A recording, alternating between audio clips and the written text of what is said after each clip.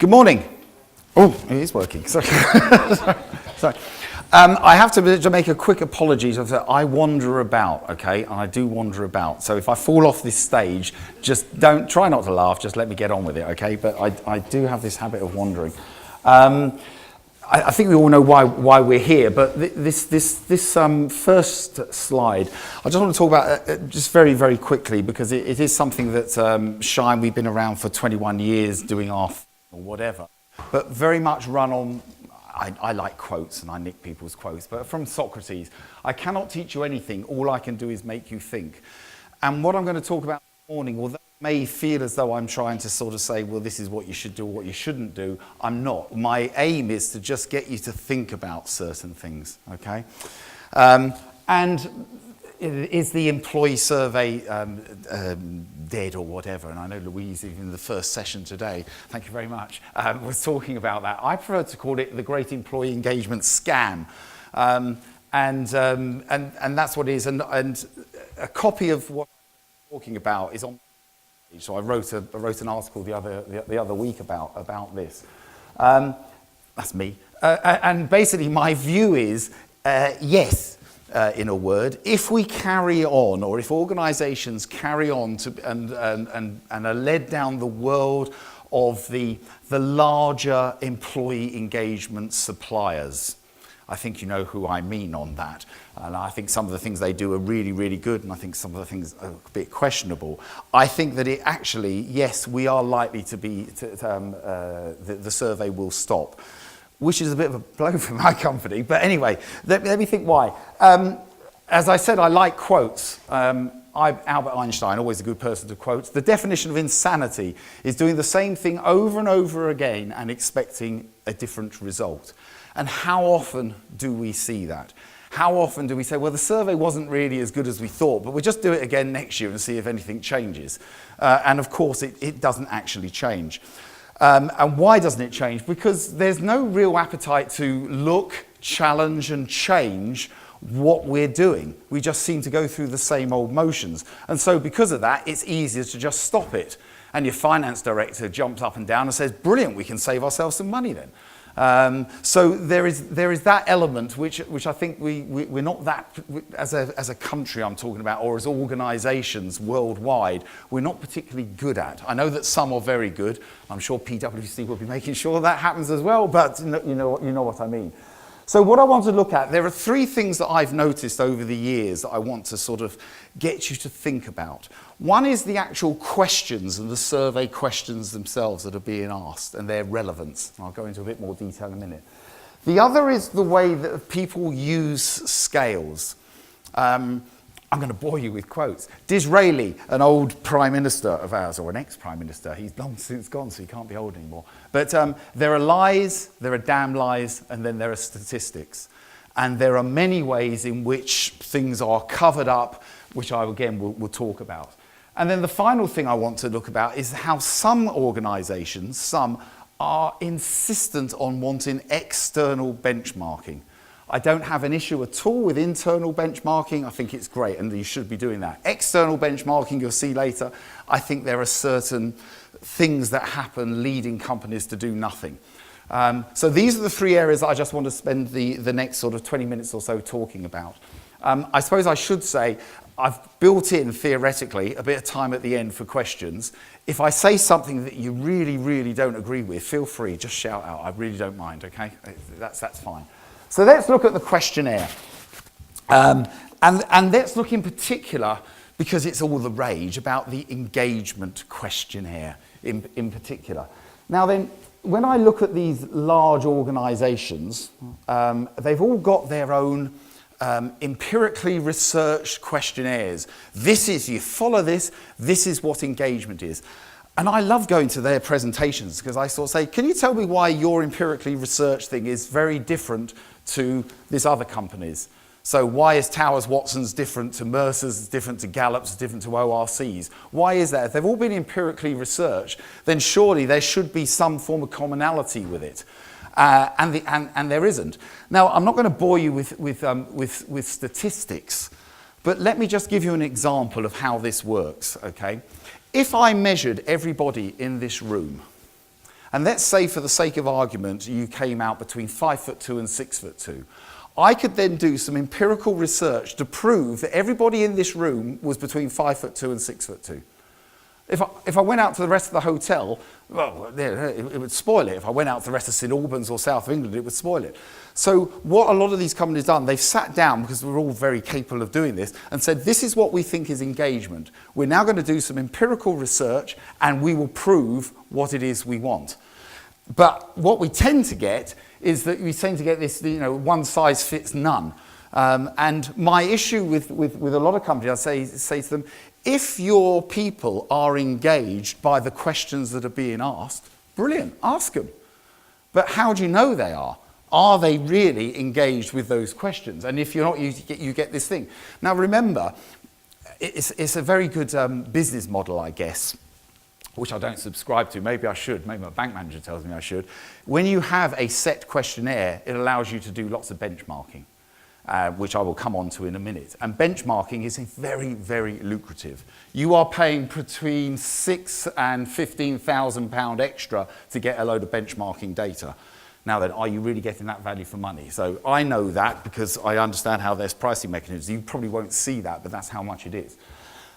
So the problem with the question, the other thing, do you remember David McLeod?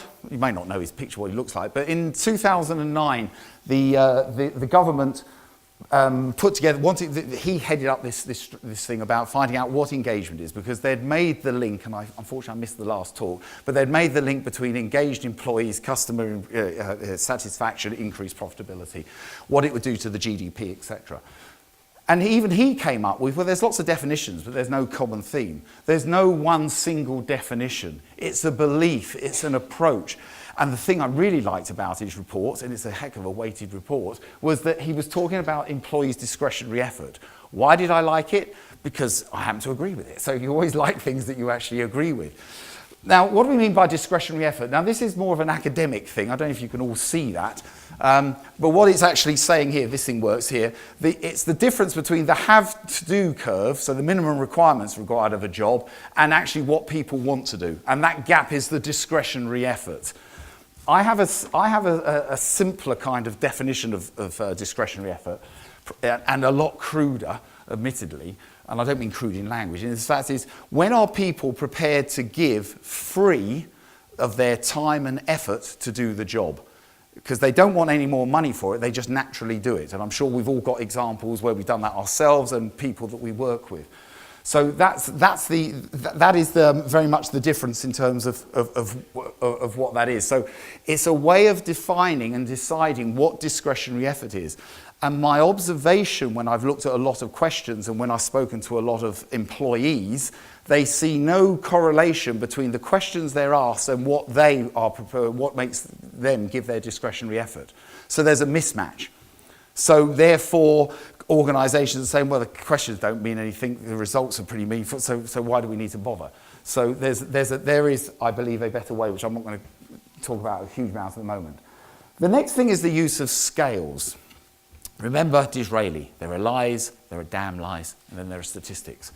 The vast majority of employee surveys use the Likert scale. Now, some people say it's Likert. I actually looked this up. It's actually pronounced Likert. So that's something you may have learned today or whatever. And what generally, oops, sorry, wrong page, wrong thing. How do I go back? There we go.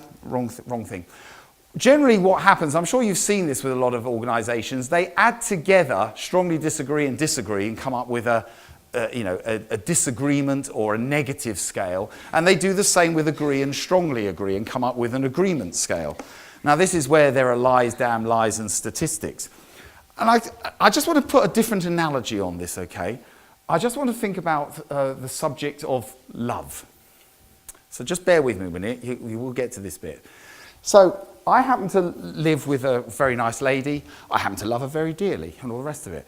If I asked her the question, or somebody asked her, to what extent do you agree or disagree with the following statement? I love Graham de Costa. Imagine how I feel when she says agree as opposed to strongly agree. Or if somebody came back and said, well, don't worry about Philomena, she's very positive about it.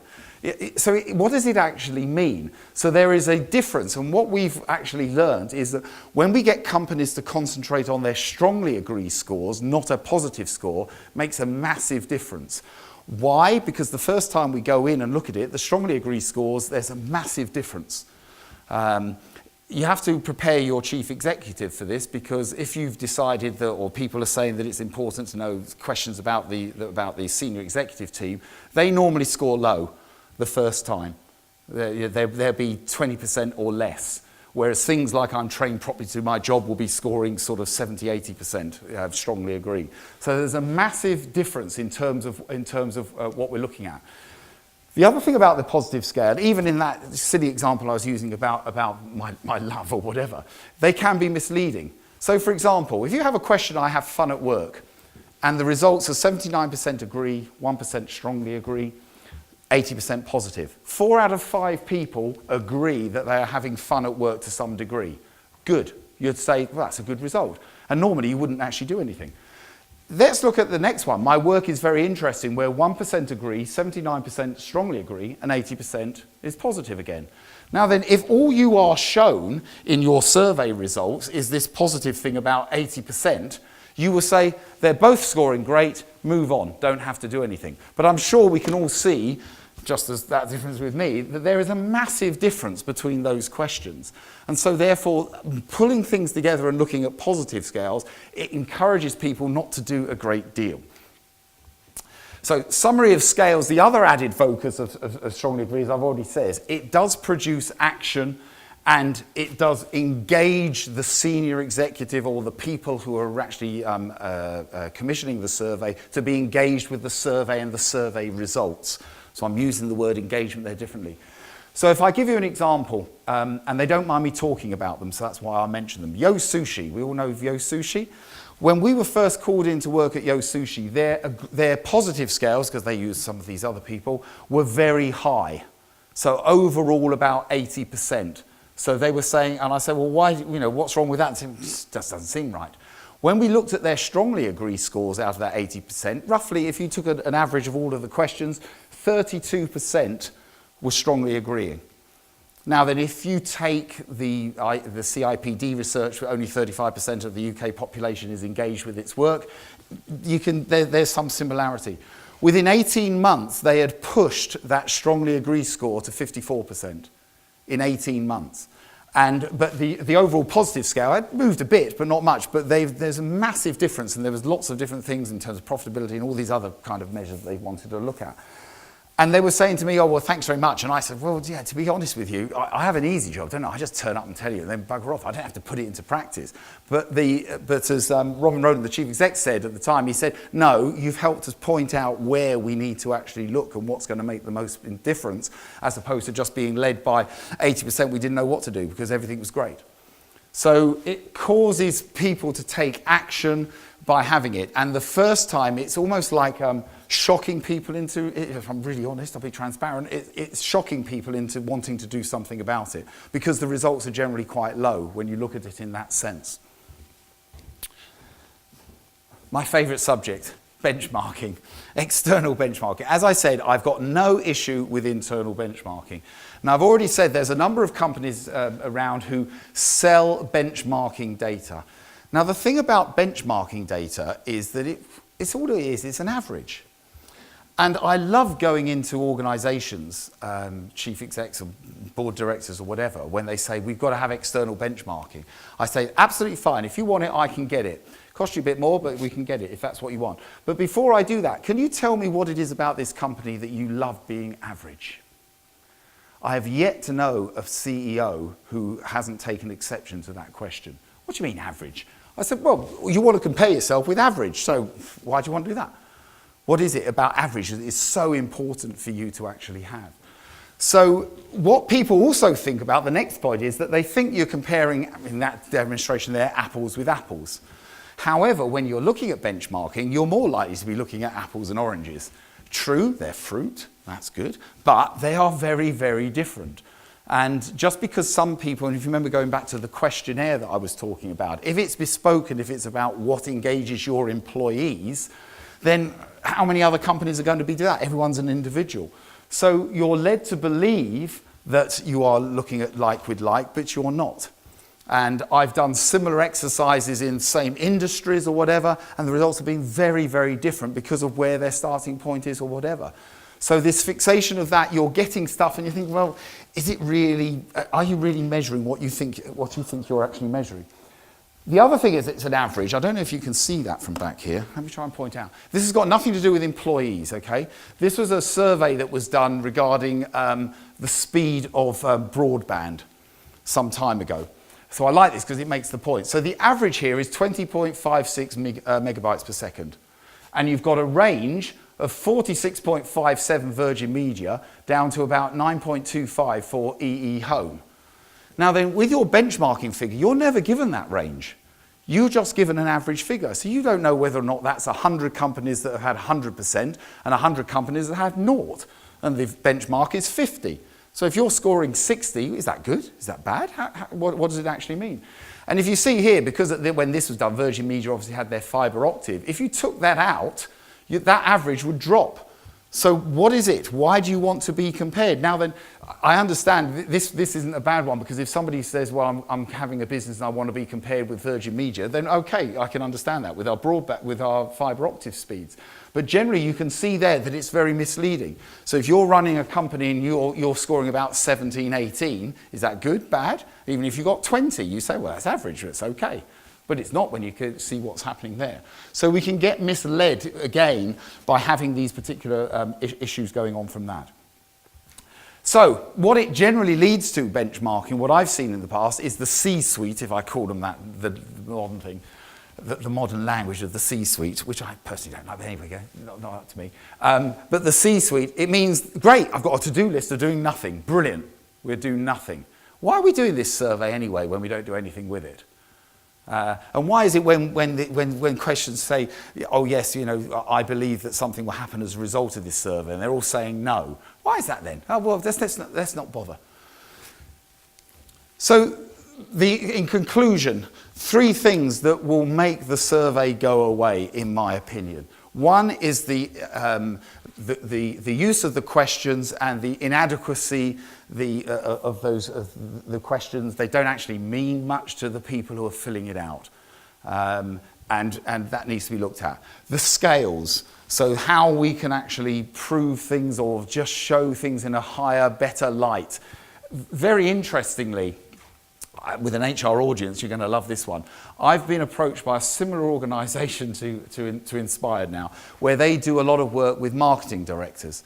And they say, can you come along and speak to these marketing directors? And I said, well, I can, but I don't actually approach marketing directors, actually. And they said, oh, no, they want to speak to you, because you've got this, you know, VOC, VOE, voice of the customer, voice of the employee. And what they're saying is, our HR department are saying to us, look at these results, look how engaged our employees are. And we're looking at all the people on the front line who certainly aren't engaged. Sickness levels are going up through the roof. Customer complaints are going up through the roof. There's a mismatch. So I've got no idea what that, I can't argue with their data they're giving out, but it means nothing. We're not seeing that. So the scales, the use of scales, I think is one way in which we can look at that. And then finally, the use of benchmarking or whatever. And we need to question and think of different ways of doing that. And hence the bespoke personalised feedback will help sort of run that through. Oh, yeah, if it does that, equals nothing. That's basically all I want, and I've on purpose gone through things fairly quickly, because what I would like is that, you know, some of you may disagree. Cool, that's great. But feel free to say, you know, ask me questions, do whatever you want. As I said, that's just based from my experience. I'm not here to say that I'm right. I'm not here to teach you anything. I'm here to make you think. So, observations, questions. Yes, sir. I have to slightly disagree with some bits and agree with you in others. I think a lot of surveys are very vanilla, and of course the large scale ones saying this is the solutions to engagement don't work. But what are your thoughts on other ways of collecting that highly nuanced set of data? People's behaviours are very intricate, and the survey is often not the best way of doing them. Are there any I was asked this in my last session. Yes, there are. Can we put money to one side? Okay. A survey is only ever going to give you, it can give you an insight. You can get some thought out when you're looking at the analysis. The best way I've found to understand differences in people's nuances, etc., is by running things like focus groups. Because of the fact you've got them there and you can explore what you mean by that. I say money to one side because it's cheaper to run a survey than it is to run a load of, oops, I told you I was going to fall off, a number of focus groups. Sorry about that. So that is the best way, and with a number of our companies, even going back to that first point in terms of what questions to use, we would use focus groups to ascertain what is important to these people, what isn't, and then provide the questionnaire from that. So that's probably the best way, but is it practical? In some organisations it is. If you're all under one roof, it makes it far more practical, etc. If you're diverse, it makes it a lot harder. I haven't, whilst I might do one-to-one coaching by Skype, I haven't tried to do a focus group by Skype. I think that'd be, well maybe I should. That's another way I'd have thought. But I do believe that you get a lot of information back from a survey if it's been thought through first of all in terms of the questions. So quite often people will say to me, oh hi, we want to run a survey. Good, what do you want to run a survey on? I want to ask our employees stuff. Okay, what stuff do you want to ask them and why?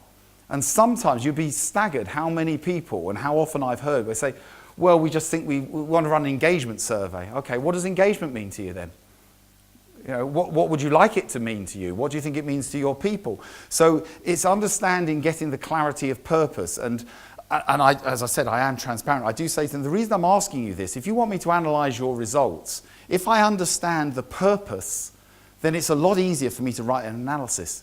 But if I've no idea what you're doing, I'm just looking at a load of data. And what do you want me to do? I can say whatever I blooming like, but a lot of it you're going to say, well, I could see that myself. So what is the benefit, the added value, I suppose, in terms of what we're looking at? So I do believe there is still value in the survey, but it's that bit up front, the purpose, the questions, are they relevant to the people, etc. But I don't think, if I had a choice and money were no option, I'd run focus groups personally. You have to be fairly good at running focus groups, I guess, but that would be my take on that. Can I just build on Tom's question, actually? We're seeing at the moment a bit of exponential growth in the survey industry to do short, sharp things and look at people's behaviours, Pulse. pulse surveys, crowdsourcing platforms. What's your view on that? I suspect you're going to come back to what you just said about purpose, but I mean, this is a hugely growing industry at the moment, coming away from the annual survey, but much more just-in-time pulses. Can I be cynical? The cynical approach to me is that some of those other players, they know it's a better money spinner. So that's my cynical view. They're doing it because they realise it's money, and because they're starting to pick up on the fact that people are saying, I'm not getting anything from these annual surveys, so let's do a pulse one. I might learn something else. They won't, because they're doing the same approach. So we do a lot in the hospitality industry, in restaurants and stuff. We do surveys there, full surveys every 6 months. Why? Well, one, because they've got a massive turnover of staff. And another subject, but I'll just drop it in here. In that industry, there is no link between a retained workforce and engagement. None whatsoever.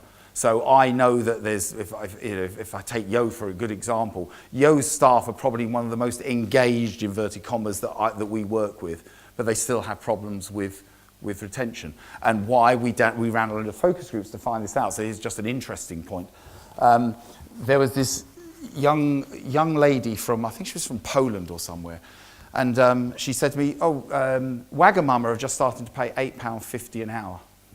I love this place, but do you know what £8.50 an hour means to me? I said, well, I've no idea. What does it mean to me? She says, not having to share a room. She said, have you ever shared a house, Graham? I said, yeah, I have. She said, have you ever shared a room? Apart from when you were a kid, maybe, with a sibling. Do you know what it's like to come over from a different country and share with a total stranger, because that's the only way I can afford to live? Wow. And when I told that to the exec of Yo, they fell off their chairs, because thinking that's the advantage of a focus group, by the way. But it really is sort of quite pertinent in terms of looking at that. Has that answered that? Anything else? Can I ask a general question? And I'm not looking for just appeasement here or whatever. I'm just generally interested. Does that resonate with you, or does it actually think, I don't see that at all? I used to work down that way, got the council, and we got policies and small things. We went through years, brilliant, it was like, the gap between...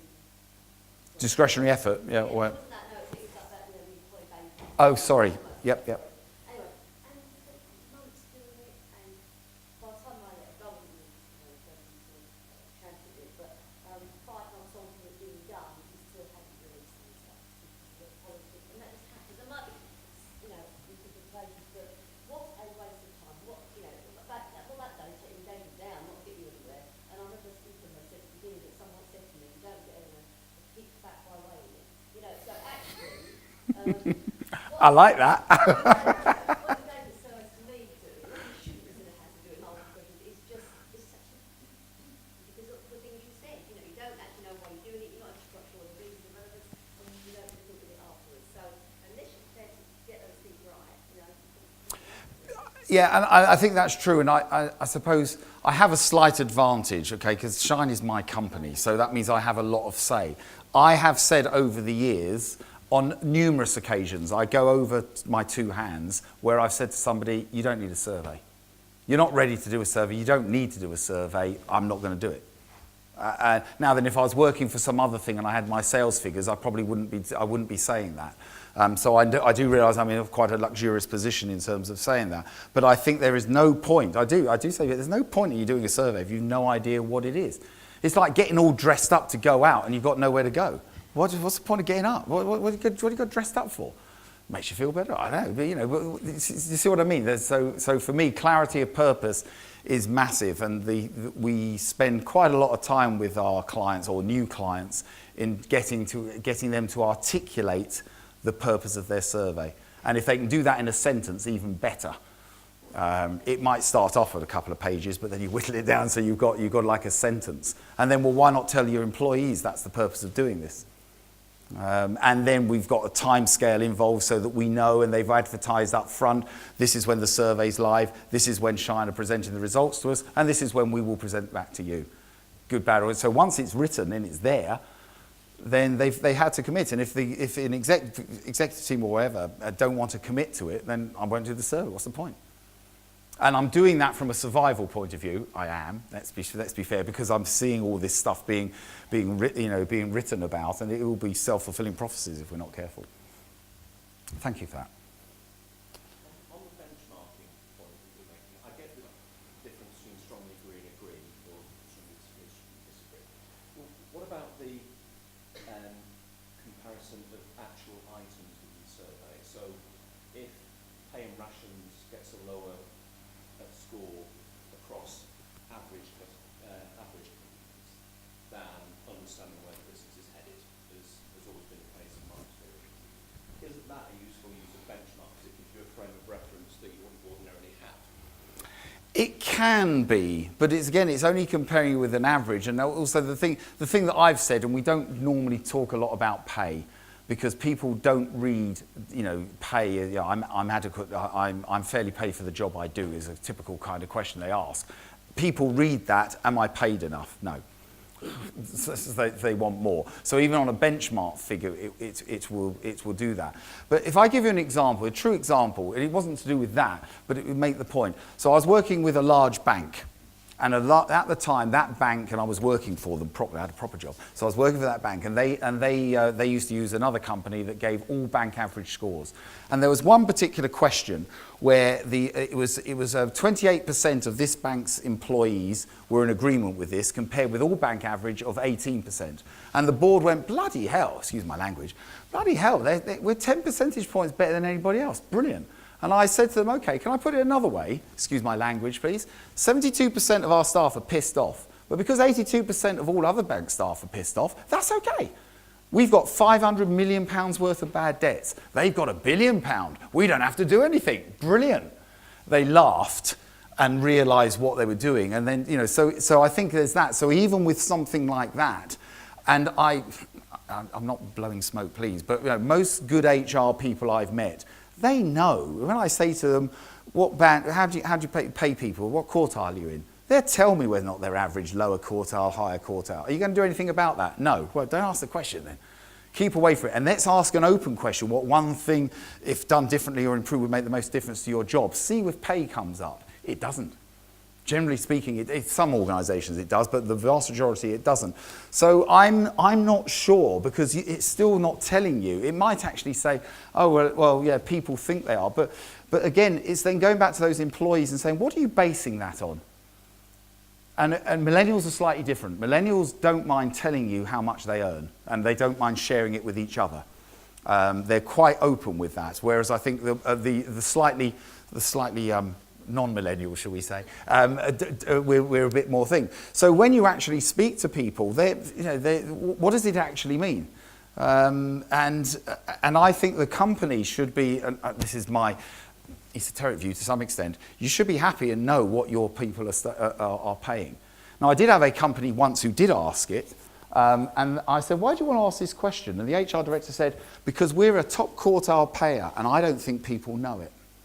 When I'm looking at the exit interviews, they don't know it. So the reason I want that asked, it's going to come really low, which will give me the opportunity of, one, I think it will come low, and if it does, I'm going to go out and actually show them all the data and say, look, we're top quartile.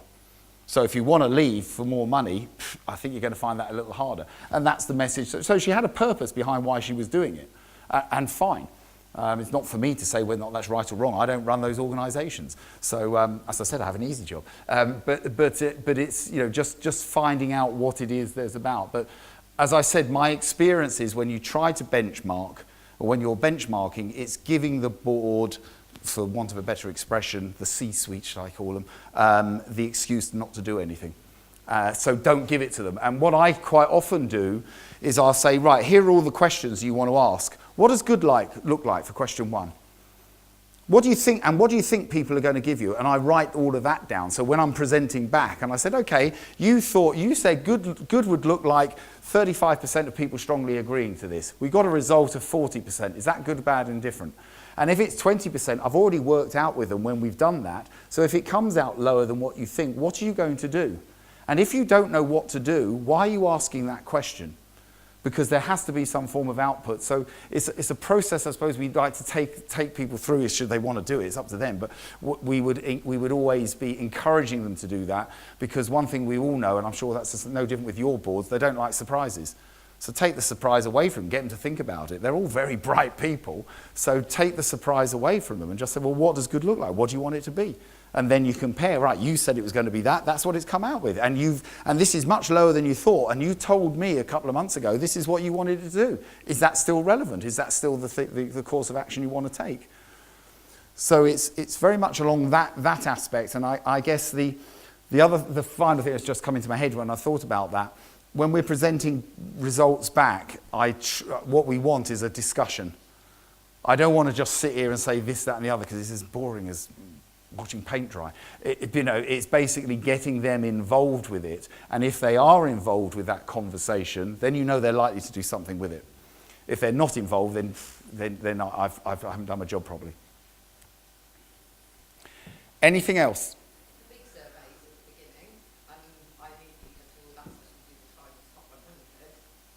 So have you got to look at it? No. What we do with the Times 100 is we help organisations, if they really want to get it, is what we do, because it's a competition. Yeah. And so therefore we can actually talk about whether or not you've got any chance of that competition. So for example, if I've got a rugby ball and then somebody says to me, all right, we're going to go and play football now, then you're not equipped for it. So that's what that means there. I'm not a great lover of the Sunday Times 100 personally. Well, no, to be fair, back in 1998, 99, I think it was, when they did their original research, they did it properly in my world. So they did go out to everybody and said, when you are engaged or when you're working with a great employer, what are the kind of things that go on? Now, interestingly, one of the things that they talked about back in 1998, 99 was this thing about giving something back into the community. I have yet to meet anybody in the last 5 years who have said, do you know what I love about my company? It's the fact that I can go and dig trenches and I can do things like that. And the millennial population are in arms. The millennials don't want to do it, which is interesting. But that still accounts for 1/9 of your results. So actually, if you're an organisation that hasn't got anything, don't enter it. If you're a company of over 5,000, I was saying this earlier, so sorry, but if you've got over 5,000 employees, enter it. Because it's the top 25 and only on average 30 to 32 clients companies sort of register to it. So if you can't get top 25 out of 30, it's different when it's smaller organised. When you've got like 2,500 doing it, then it's a lot harder. But it is a competition. A lot of people find it interesting. But again, I was working with some company and I said, why do you want to do this? And they said, oh, well, because it's going to help with our recruitment. I said, okay. Cool. It's going to help with your recruitment. Do you mind if I go down onto your shop floor and ask how many people read the Sunday Times? No. Well, none of them. Well, how's that going to help with your recruitment then? And then they went, oh, we hadn't thought about that. So I think sometimes it's just you get involved with something and it's just, as an old university professor said to me once, the naive but intelligent question, Graham. Hopefully, that's one of the things that we try to actually do. Are we out of time, Chris? Thank you very much for your attention. I hope that's made you think, and I look forward to seeing you the rest of the day.